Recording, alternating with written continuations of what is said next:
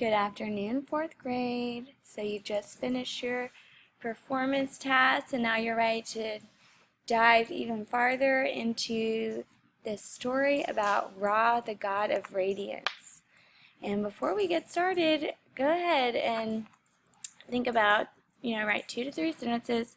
What does the story of Ra remind you of and why? Thinking, because Ra is the God of creation, it kind of reminds me of the creation story, that I've read in the Bible about how the world was created. And there are other different Native American stories that we've read about how the Native Americans believe the world was created. And so this kind of reminds me of a creation story from other cultures that I've read. Press pause to write down your answer and play when you're ready to move on. Our focus question for today is, how does Egyptian mythology explain how humans were created? So, at the first part of the story, we learned how Ra and his 2 children, Tefnut and Shu, were created. And as we keep reading our story today, we're going to figure out how the Egyptians believed humans were created. And there's 3 words we really need to focus on today. The first one is awe-inspiring. And that's when, something is just like really impressive to you. You think it's really magnificent. And so we could look at this picture of, this beautiful sunset over the Eiffel Tower in Paris, France. And that, people might stop and pause if they were to look at it and say, wow, that's really beautiful. That's awe-inspiring. Next we have consume. Consume has a lot of different meanings. It could mean just simply to eat, or it could be talking about an emotion. And so if you're consumed with an emotion, it has taken over you. You don't have any other emotions. You just feel this one emotion so strongly. So we could look at this picture of this angry monkey. Looks like he is just consumed with rage. That's the only thing he's focused on. Next we have smolder, which is to burn slowly with smoke but no flame. And these coals are smoldering. There isn't a flame, but we can tell they're still really hot. All right, as we're reading pages 4 through 6 today of our text, Ra, God of Radiance, first we're going to use our CSPS strategy just to monitor our comprehension and figure out what is going on in the story. And then we're going to take a deeper dive into what this story really means. So make sure you're at this page in your text, and we are going to start in the second paragraph that says one night. And remembering, we're looking for CSPS. One night, instead of sleeping, Shu and Tefnut went off wandering in the dark. Shu was air and Tefnut was moisture, and neither of them had special powers to let them see through the blackness. So, as children will, they got lost. I'm going to stop right there. That gives us some clues about our characters. And we could say, Shu and Tefnut snuck off at night and got lost. That's what we would write down for 1A. Shu and Tefnut snuck off at night and got lost. And then our quote, we could say, so as children will, they got lost. You could write that quote down for 1B. Press pause to write down your answer and play when you're ready to move on. When Ra realized they were absent, he felt bereft.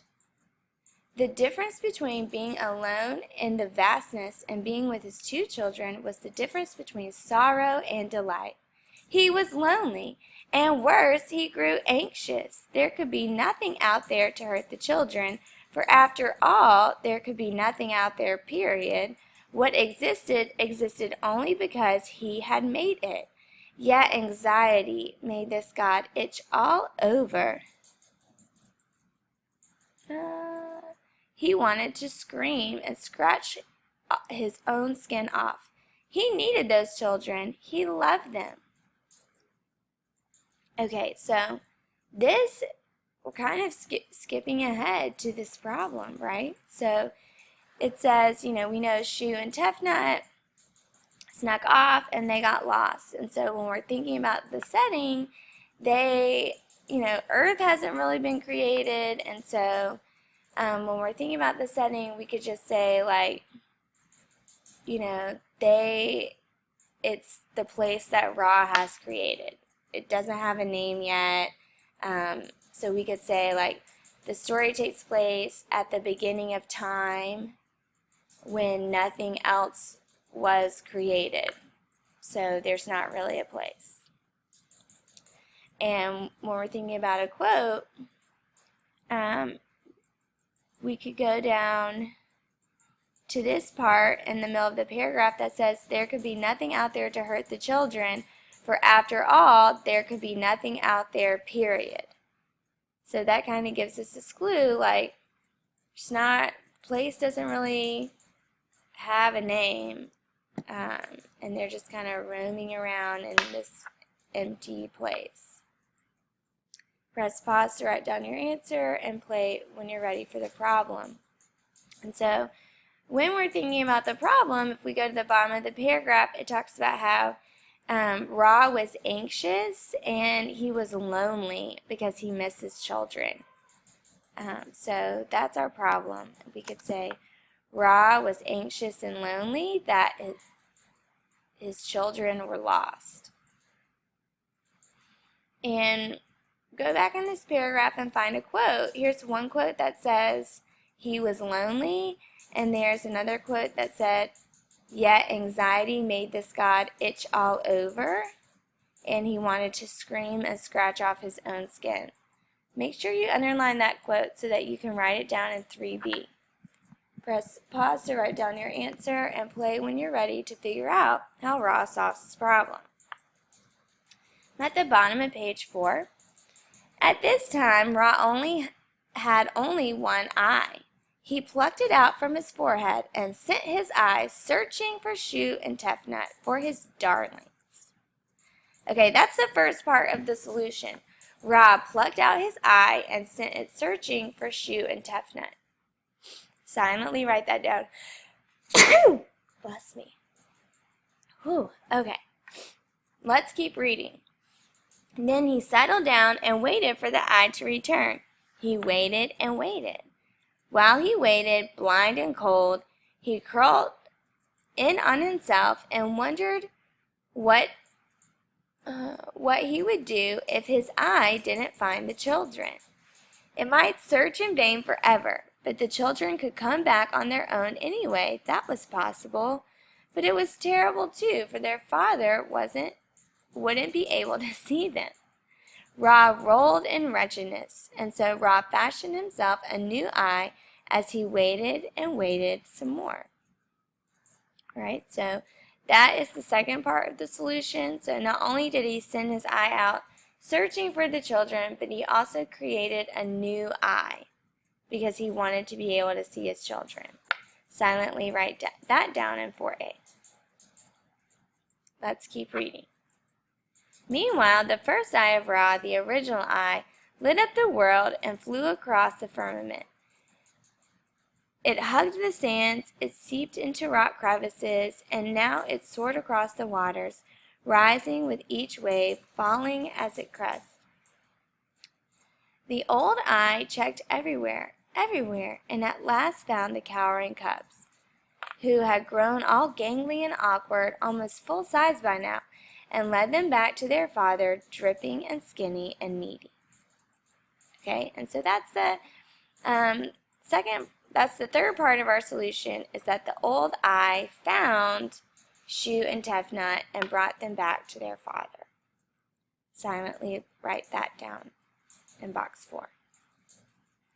And just here's a picture of them, like, all together and happy now. All right. It says, Ra gathered his children to his chest and felt whole again. These children were his very limbs. They were his own breath, his own fluids. They were everything. So now we know, like, Ra is super happy about his children coming back together with him. And we're going to read the rest of this page for our closed reading passage. So you have plenty of time now to write your next paragraph that talks about how does Egyptian mythology explain how humans were created. And I want you to cross out how humans were created, and I want you to write how does Egyptian mythology explain how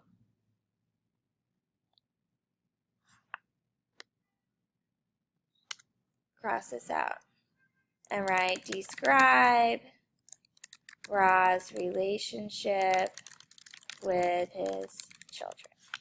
Okay, and you can use your evidence from boxes 1, 2, 3, and 4 to help you describe how Ra feels about his children and how you know.